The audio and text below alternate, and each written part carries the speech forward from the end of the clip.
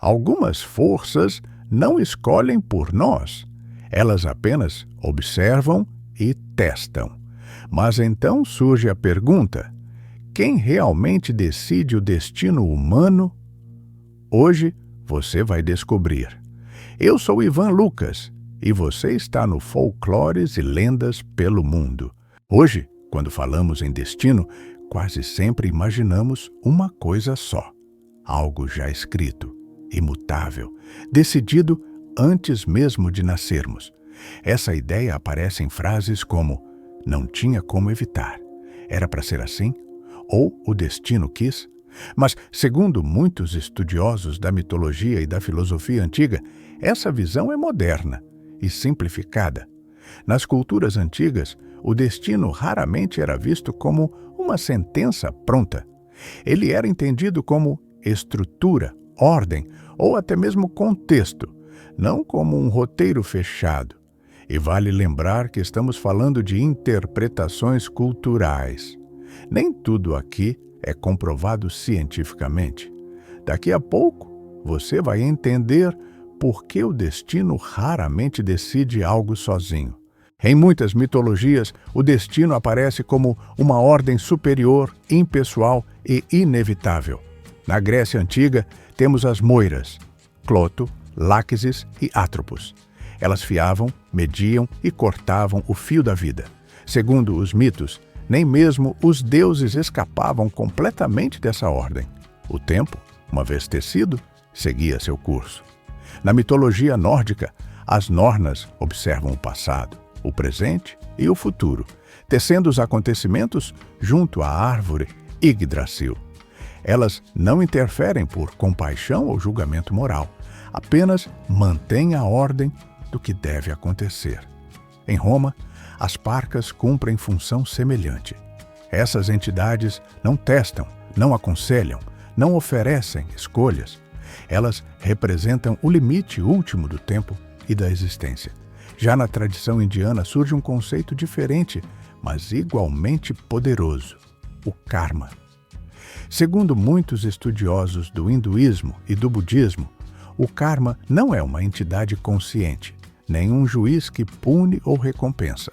Ele funciona como uma lei impessoal de causa e consequência, que atravessa vidas, ações e intenções. Aqui, o destino não dialoga, ele impõe. Mas nem todas as culturas viam o destino como algo totalmente rígido.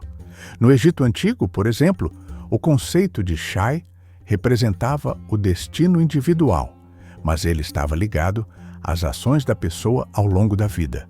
Após a morte, o coração era pesado diante da pena de Ma'at. Não era o nascimento que definia tudo, mas o comportamento. Segundo muitos egiptólogos, o destino aqui funciona como um sistema de regras. As leis existem, mas o resultado depende de como o indivíduo vive. Não é liberdade total, mas também não é sentença cega. E se o destino não fosse uma ordem, mas uma resposta? Em várias tradições, o destino não aparece como algo que decide o fim, mas como algo que coloca o indivíduo à prova. Guardas de passagem, desafios simbólicos, encontros decisivos. Aqui não há juiz final imediato. Há situações que revelam caráter, intenção e coragem. Segundo algumas tradições folclóricas, essas figuras não punem nem recompensam. Elas observam como o ser humano age quando confrontado. O destino, nesse sentido, não escolhe por você. Ele expõe quem você é. Essa lógica do teste atravessa culturas e dialoga diretamente com o episódio anterior do canal. É só clicar no card fixado acima. Na filosofia antiga, especialmente entre estoicos e pensadores gregos, surge uma ideia fundamental. Não controlamos tudo o que acontece, mas controlamos como respondemos. O destino estabelece o cenário. A escolha define o papel. Segundo muitos filósofos, o teste só existe porque há liberdade mínima de decisão. Sem escolha, não há prova. Sem prova, não há crescimento.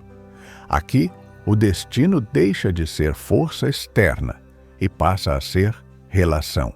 Talvez o destino humano não seja decidido por uma única força. Segundo muitas interpretações acadêmicas, ele surge no encontro entre regras cósmicas, contextos históricos e escolhas pessoais. O destino não escreve o final, ele cria as condições. Se esse conteúdo está fazendo sentido para você, deixa o like e clica no botão Hypar. É uma forma simples de apoiar o canal e manter essa série viva. Agora, de volta ao vídeo. A psicologia chama isso de viés retrospectivo, sendo uma falha cognitiva onde, após um evento ocorrer, as pessoas tendem a acreditar falsamente que ele era previsível ou inevitável. Esse viés distorce a memória e gera uma falsa sensação de previsibilidade, levando a superestimar a capacidade de antecipar o resultado. Em outras palavras, o nosso cérebro precisa organizar o caos. Então, depois que tudo acontece, criamos uma narrativa. Chamamos de destino aquilo que conseguimos explicar tarde demais. Talvez o destino não seja algo que nos guia, mas algo que só conseguimos enxergar quando olhamos para trás. Na cultura pop, o destino quase sempre aparece em dois extremos, ou como prisão absoluta, ou como algo a ser desafiado. Filmes, séries, jogos e livros reinterpretam esses mitos para falar de poder, medo e identidade.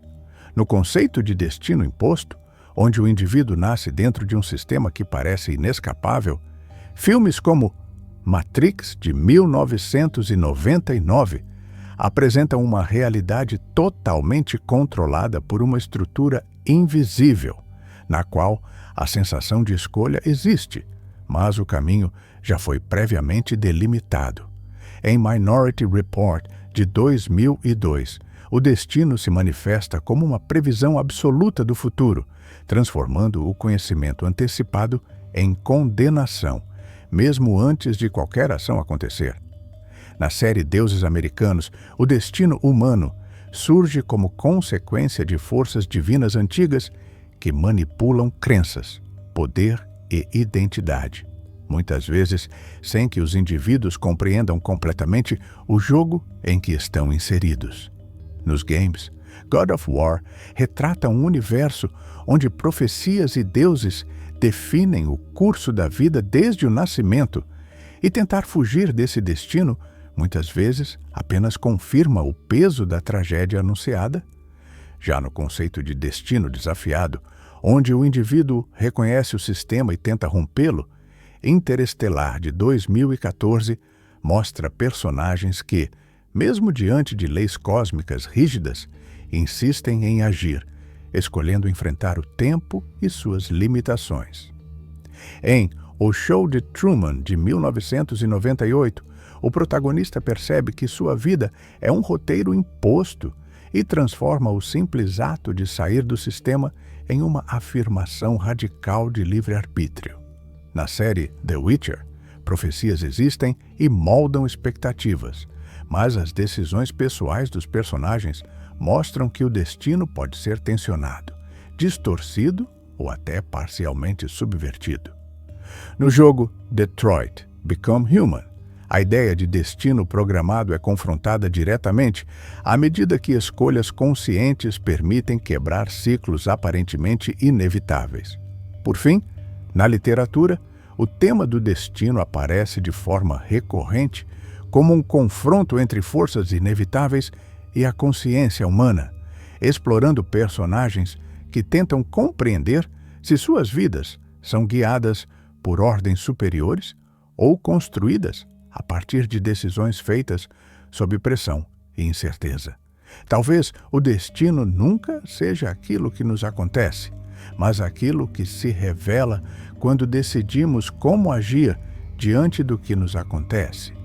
E vale lembrar que essas obras reinterpretam mitos, não substituem fontes históricas ou acadêmicas. Chegamos ao final de mais um vídeo. E se hoje falamos sobre quem decide o destino humano, no episódio anterior, discutimos algo essencial: os testes que antecedem essas decisões. Se você ainda não assistiu o vídeo sobre Baba Yaga, vale muito a pena conferir. É só clicar no card acima.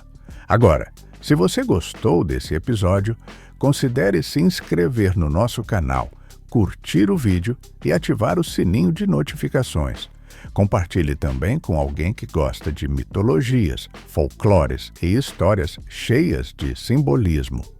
E me conta aí nos comentários. Para você, o destino é algo que nos guia desde o início, ou algo que só ganha forma a partir das escolhas que fazemos ao longo do caminho? O seu comentário, like e compartilhamento ajudam muito o canal a crescer e fazem o YouTube entregar o nosso conteúdo para mais pessoas. Se você quiser nos apoiar ainda mais, temos o botão Hypar e o Valeu Demais, que impulsionam ainda mais o nosso canal. E mais uma coisinha, agora também temos o nosso Clube de Membros, com benefícios exclusivos. É só clicar no botãozinho Seja Membro. Mas se não puder agora, tudo bem, o like já nos ajuda muito. Obrigado por estar com a gente e nos vemos no próximo vídeo, aqui em Folclores e Lendas pelo Mundo.